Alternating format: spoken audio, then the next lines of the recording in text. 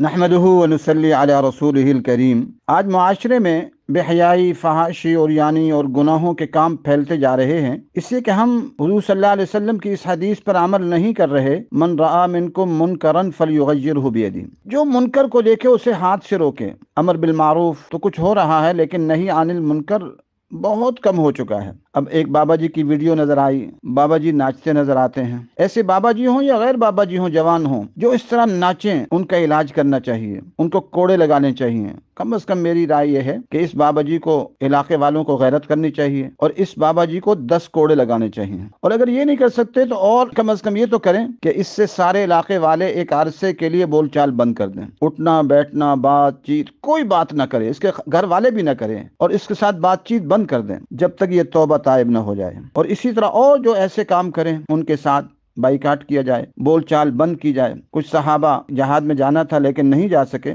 تو آپ صلی اللہ علیہ وسلم نے ان سے بول چال بند کرنے کا حکم دے دیا۔ تو ایسے لوگوں سے بول چال بند کر دی جائے۔ اللہ تعالی ہم سب کو اعمال صالحہ کی توفیق نصیب فرمائے۔ السلام علیکم ورحمۃ اللہ وبرکاتہ۔